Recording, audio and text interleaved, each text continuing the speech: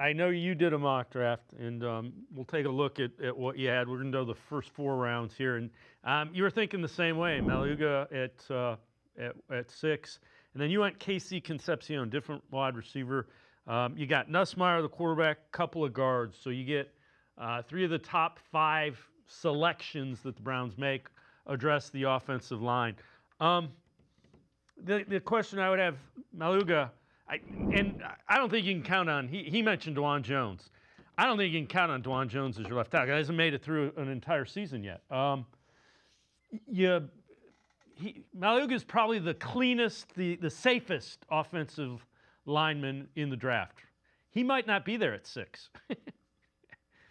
Well, and then you look at Spencer Fano, and at that point, then you have to, if Fano, for some reason in the top 5 picks, just 2 tackles go off the board, then at that point you sort of do have to look at and go, okay, can we hold our water at tackle and get it like a Caden Proctor at 24, and just flip the positions and go, okay, this is where we draft Tyson out of Alabama, Arizona, or Carnell Tate, or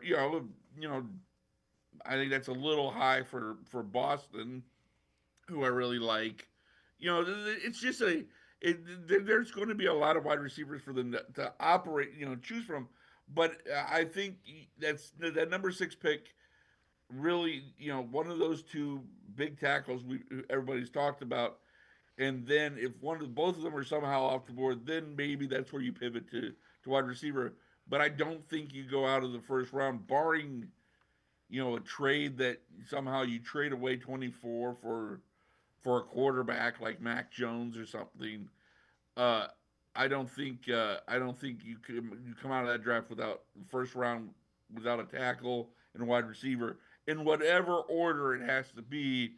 That depending on how your board has them.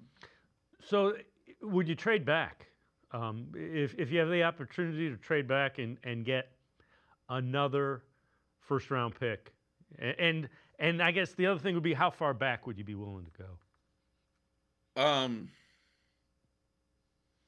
mean, it depends on what the offer is. I mean, if you can get another, I kind of like that they got 2 first round picks this year. But if somebody wants to, I saw a Cowboys draft trade that basically, I think the Cowboys were trading their 2 first round picks. Yep. To go up to 6. Yep, 12 and 20. 12 and 20 12 for and 6. 20. And then what were the Browns They giving were giving back 39, which is a second rounder, which I think is too high. I don't think I'd do that. Yeah, I mean, if you can get a second round, I don't like losing out that second round pick. Yep. Because I think you can get a really, really, really good players there. But if you can somehow finagle it where you get you can get a second rounder, you don't necessarily lose that second round picks either by pick swap or whatever, then these guys are obviously open to trading and trading down. They've shown it repeatedly over the course of their careers in Cleveland. So, I think you leave everything on the board in terms of that. I mean, I think that's something though that if it does develop, it'll be developed like it did with the Jacksonville thing, a little closer to when they're on the clock or when they're, when you're getting close to draft night. Yeah, that's because somebody's targeting a specific player. I would agree.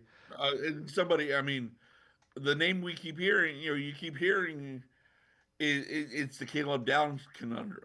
Yep. What do you do with this? Who very well probably is the best player in this draft, but he plays a position that's not, it's just not prioritized the way other positions are.